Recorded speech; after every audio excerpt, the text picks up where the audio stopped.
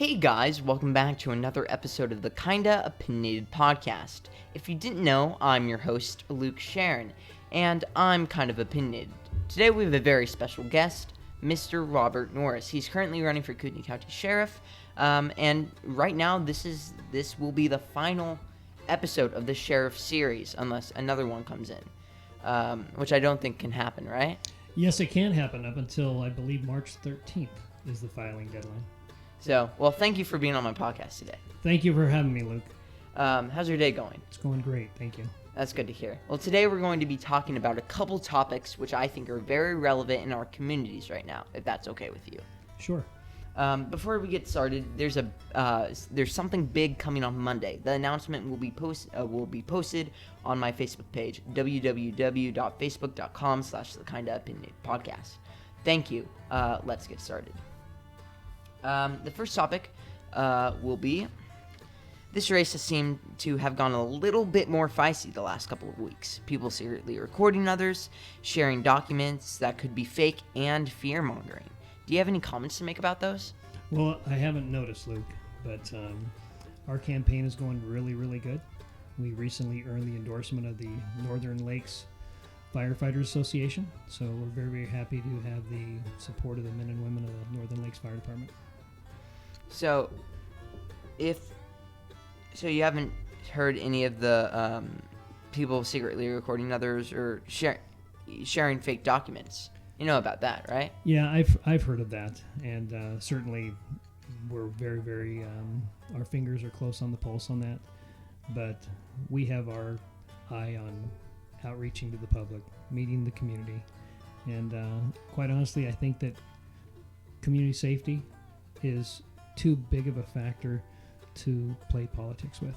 So yeah. So you're currently. Tell me if I'm wrong, but haven't you done a couple or maybe just one of the coronavirus town hall? I did. Right? Yes, I did a town hall in the city of Kootenai. So to address on that, why is the coronavirus an issue in Coeur d'Alene or even in Kootenai County? Because we haven't had one confirmed case yet. Well, I started monitoring this situation about 45 days ago, and I was a consequence manager or a disaster manager in my previous career. So about 45 days ago, started monitoring the situation that was occurring in China. Started becoming a little more concerned when it started to hit Korea and some other countries, and then we saw some infection rates go from 200 to 500 to 600 in just a matter of a day or two. So it was an area of concern of mine, and then I reached out to some fusion centers, and they said, it's also an area that they're monitoring. And during my forums with the public, I was talking to them, and they were very concerned with it. So it was a concern that I was receiving every part here in Kootenai County. What's your demographic for what did it look like when you had those town halls? What age group of people were coming? Mostly in the 50 to 75 range was the people that were real concerned. I think the younger demographics were just trying to pick up their kids from school and getting them to baseball practice and gymnastics and what have you. And so I think that they're just a little bit less concerned because they're trying to make the mortgage and pay the rent and all that stuff. But it's an area that the Panhandle Health, the Sheriff's Office, could be doing a better job in, to being able to outreach to the community to say, hey, we're on top of this. We've got contingency plans in place for any type of an event, whether it's a mild event to a catastrophic event. And they should be out in front of the ball, calming nerves. Should this be an issue that the current sheriff should address? And if so, why is this an issue for the sheriffs of Kootenai County?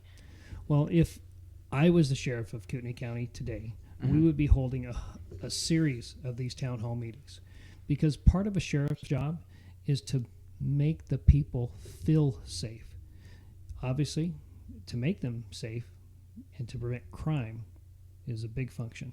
But also you want to make people feel safe. And there was a lot of fear that was going on.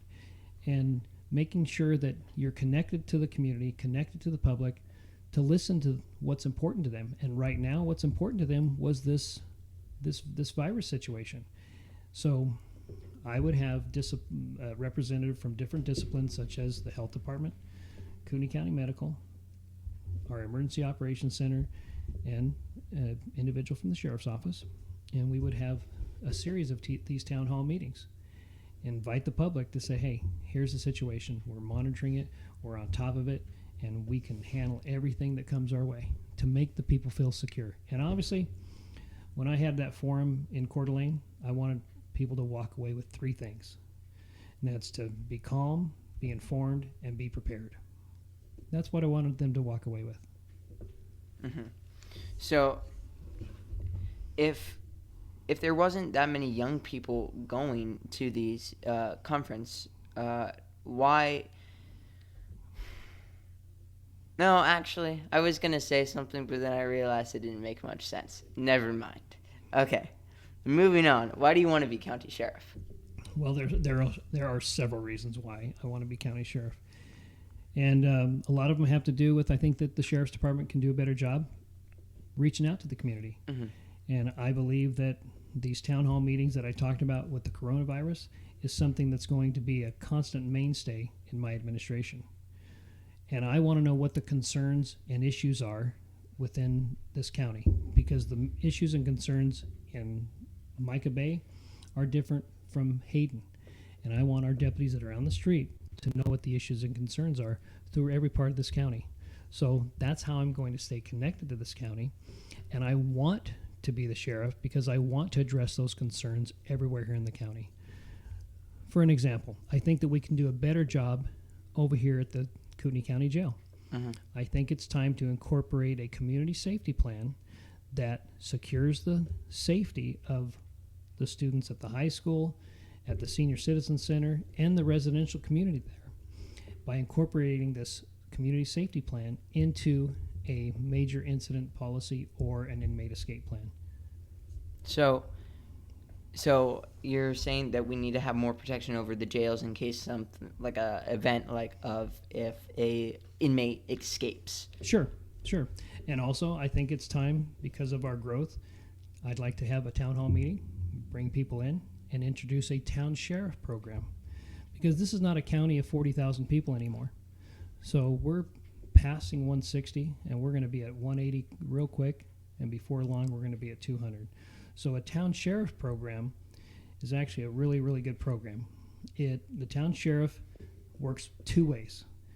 The town sheriff has a vested interest in the community, and the community members identify as their town sheriff, like, hey, you know what? That's our town sheriff.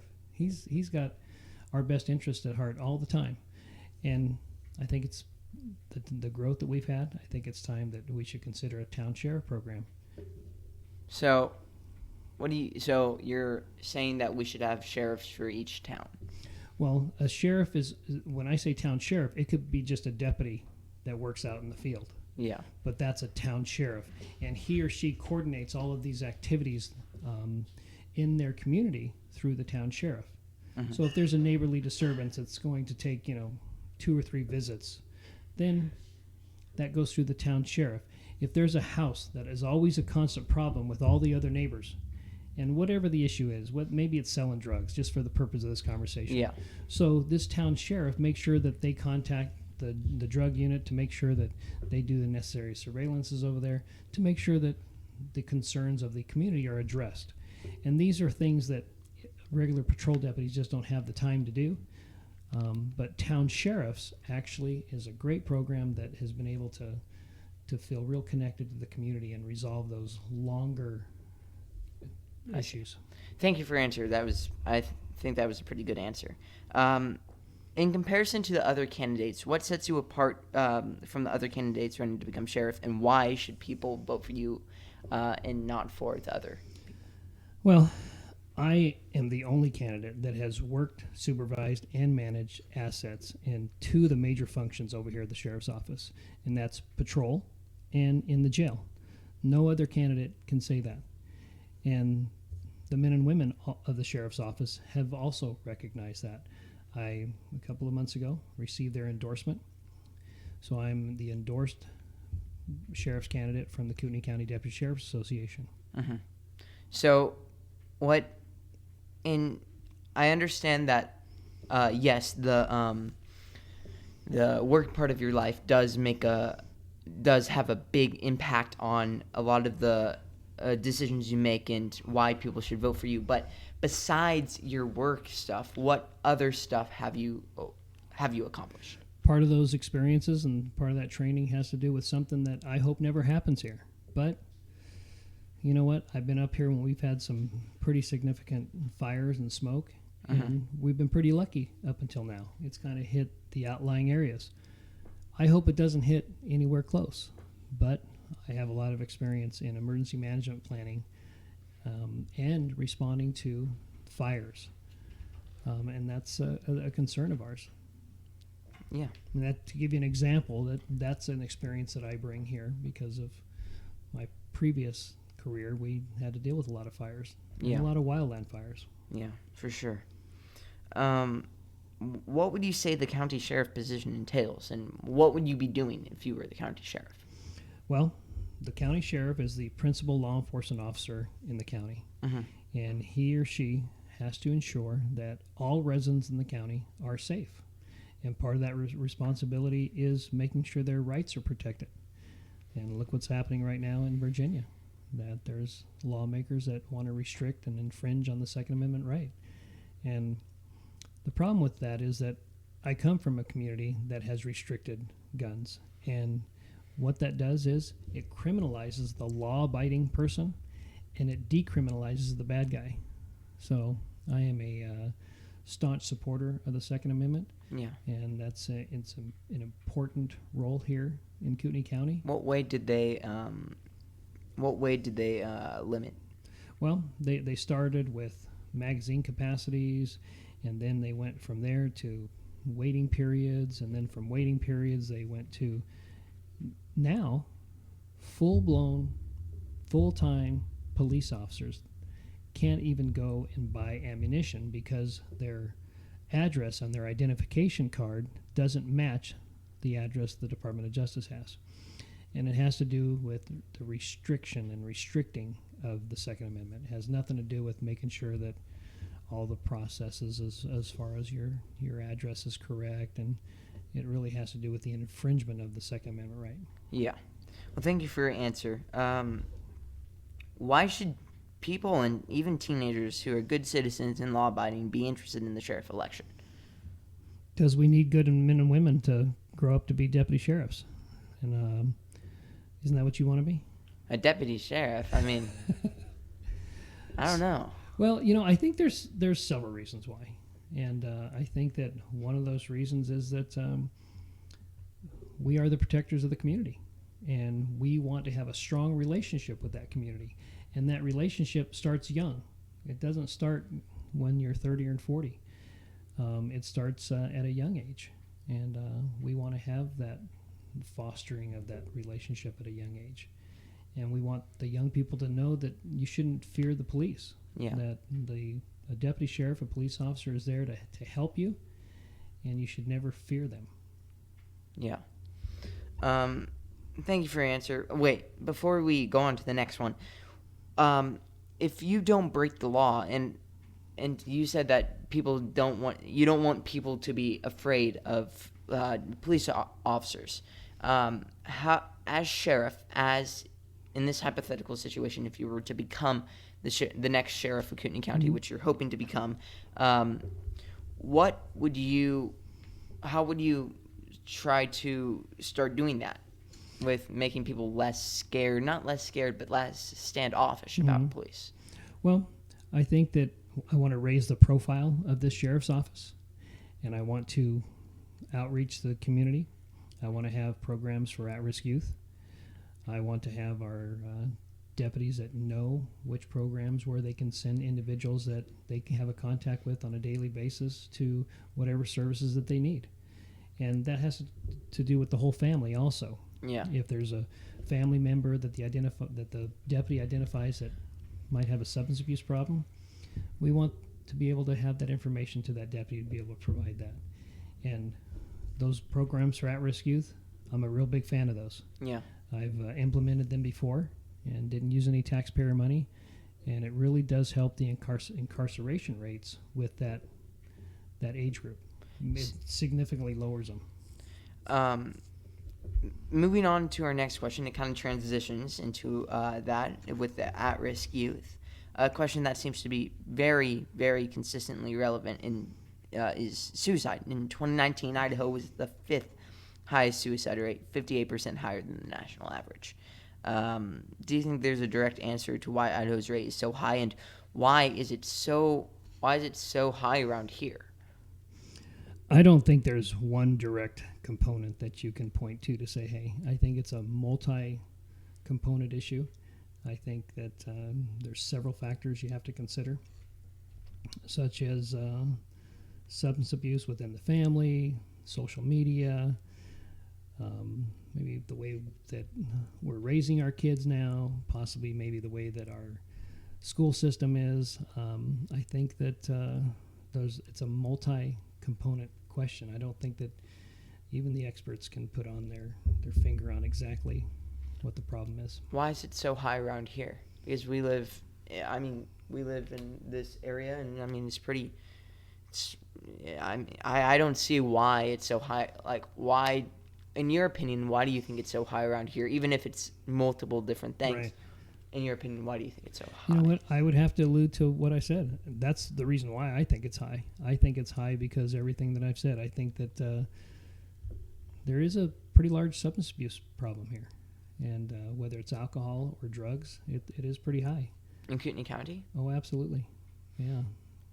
But in other counties, there are substance abuse. Sure. And there are absolutely. social media. So absolutely. why are these 6-year-olds, that's a little young, but why are these 11-year-olds committing suicide? Well, I think that when we allude to the rate here, I think it's Idaho as a state is high. And so I'm generalizing not only in Kootenai County, but all the counties in Idaho. Mm-hmm. You know, us as a state, it's too high. Yeah. And I think those are the contributing factors. You know, I went to, I go to church at Real Life, mm-hmm. and our pastor over there is a real big fan of programs for at-risk youth. Yeah. And he believes that the sooner that you catch these and identify some of these problems, the better chance that young man or young woman has at having a sober life and a happier life. And you know, they just built this huge gymnasium over there, and they have a lot of programs for at-risk youth, and there's a lot of churches that do that. But programs for at-risk youth is really where we can really make an impact on somebody as they grow into adulthood. Yeah. Well, thank you for your answer. What do you think the biggest issue in our community is? Without a doubt, the biggest issue in our community is this aggressive growth. In fact, here's what I state now, is that we will have a significantly lower quality of life in the next 5 years. And the number one issue is aggressive growth. Absolutely. Without a doubt. Because with that growth, we're going to have a degree of criminal element that comes with that growth. So what happens? So you're saying that, what do you mean aggressive growth of population? Not just, do you mean like aggressive as you mean fast, like there's so many people moving here? Or do you mean popular growth just in general? Because we're seeing I believe the last time I checked from the U.S. Census Bureau, it was 2.34% every single year. Right, and I think that I believe that Kootenai County is either 1, 2, or 3 in growth percentage-wise in the United States. So what really concerns me is not necessarily the single-family residence that we're building, mm-hmm. or that's being built, but what's really concerning to me are the multifamily unit or apartment buildings that are going up. Why? Because generally what my experience has been is that the apartment complexes, these multifamily unit dwellings, will have a higher percentage of probationers, parolees, and they'll generally have a higher call for service and from both the fire department and law enforcement agencies. And those are going to be hidden taxes that we all have to pay because of these multifamily unit dwellings. Now, I understand that we have to have some workforce housing, and I'm absolutely 100% behind that.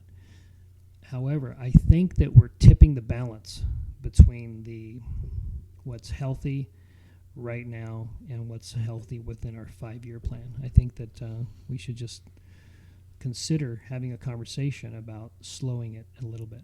So what if, say I move here from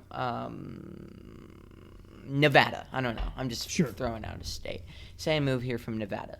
And I'm like, okay, I'm going to buy a house. Oh, no, I don't have enough money to buy a house. Okay, let me just buy an apartment complex or whatever. Rent an apartment. Yeah, rent an apartment. Is that... Because I know there's a lot of people doing that. Even people who live here, they can't afford a house, so they move to an apartment. Why is the apartment an issue and not other neighborhoods? Well, because my experience has been generally with the lower income apartment complex, generally is where we're going to see more calls for service, and that's where those hidden taxes come in. Because I've actually known city managers that have put in their redevelopment plan and have purchased 15 apartment complexes and said, you know what, these apartment complexes are costing us so much money. Yeah. That he purchased them, put them in a redevelopment plan, and then he had another development come in afterwards, and he saves $300,000 a year just because he doesn't have to consume that in law enforcement services over there. What kind of taxes are taxpayers and normal citizens paying? Well, these are what we call hidden taxes, and these hidden taxes are things that you can't see, but we're all paying for them. So let's hypothetically, a sheriff comes and he says, hey, you know what, our jail's full and we need to add on to our jail and put on another 100-bed wing. Well, why do you need to do that? Well, because our population has exploded to 225,000 now. And let's just say of this 225,000, let's say 20,000 of it as a result of these multifamily unit dwellings. So the multifamily unit dwellings, in essence, are a hidden tax that everybody here in Kootenai County has to pay because of more jail space that we need. Does that make sense? Yeah. Well, thank you for your answer. This is also another topic which you were talking about in the beginning about Virginia and that kind of stuff. Recent studies show that let me first preface this by saying that as you know, I'm assuming, we've seen, not here, but we have seen a lot of school shootings. Most notably, Texas. That wasn't a school shooting, but that was a shooting in all or any active shooter situation. Just in general. Recent studies show that a human brain stops developing between the ages of 23 and 35. In Idaho, you can own a gun at 18. Is this appropriate age to own an assault weapon, in your opinion? And if it is, do you think that precautions such as because if you go in to get a gun, they will put you through the FBI thing, which that takes around 121 seconds, I think. But that isn't very proficient. So do you think there should be more precautions we should be taking? Well, I think that I don't see a problem here in Kootenai County with 18-year-olds owning a rifle or an assault weapon, as it says here. So I don't really see it as a problem. So I would not put any restrictions on that. So say there was because there was a shooting in Coeur d'Alene, 4th of July of last year, there was a shooting. Yep, Mr. Rambo. Yeah, and so is that not we should have had? Do you think there should have been more precautions in his thing? Unfortunately, from what I know of that case, I believe that he was a felon already. So he shouldn't have had that gun. So where he obtained it from, whether it was stolen or whether it was given to him. So he would be what we called an ex-felon with a gun. So he should not have had possession of that gun. So maybe that's a bad example. Say there was a shooting. Do you think that in the case of there being an active shooter case or a school shooting, do you think that you would consider to have more precautions in Kootenai County? No, I think that 18, and I think that's what the law states, and I think I think we're good with that. Thank you for your answer. Okay, so this question, okay? This question, if you don't answer this correctly, okay, this will lose every single one of your voters. They'll be out of there. They'll be out. They'll be completely gone. If you win, they'll leave. Bring it. I'm ready for it. Okay. Bring it, Luke. What's your favorite type of pizza? Do you think pineapple belongs on pizza? Well, my favorite type of pizza would be a pizza with everything on it. Okay. Except pineapple. Oh. Because pineapple, Luke, stay with me here. Okay. Pineapple is a fraud on the American public. Oh, no. On your pizza. It's something that, you know what? It belongs in a fruit drink. It doesn't belong on your pizza. Have you ever had Hawaiian pizza? Unfortunately, I've tried it, and it is a fraud on the American public. Now, I have a question for you. Okay. I have a question for you. When it comes to cakes or cupcakes, okay, are you a buttercream or whipped cream? Well, buttercream on cakes, but I mean whipped cream on ice cream. Who puts whipped cream on ice cream? Have you never had an ice cream sundae? Where was your childhood? Well, of course I have. So you're a buttercream fan? Yeah. Well, yeah, on cakes. Okay. Well, then you know what? There might be a future in radio for you then, because that's the correct answer. Well, I mean, I'm glad I have a future in radio, but you don't have a future in being the Kootenai County Sheriff because you don't like pineapple. Well, I guess the voters will have to have that last say, and we'll find out on May the 19th, won't we? We'll have to find out. Okay. Well, thank you for being on my podcast today. I really appreciate it. A lot of the times when I send people emails or I call them, they're like, yeah, Mom, I'll be on your podcast. You just let me know. It doesn't happen. Well, it was a pleasure. I was very happy to be here. Well, thank you for being on my podcast today. And to the people listening, wherever you are, please tune in next weekish and listen to another podcast that I'll put out eventually.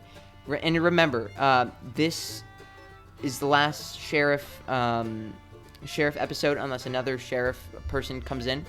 And there is going to be a big announcement coming on Monday on my Facebook page at www.facebook.com/thekindaopinionedpodcast. It will also be in the link in the description. Okay, thank you. Until next time, goodbye.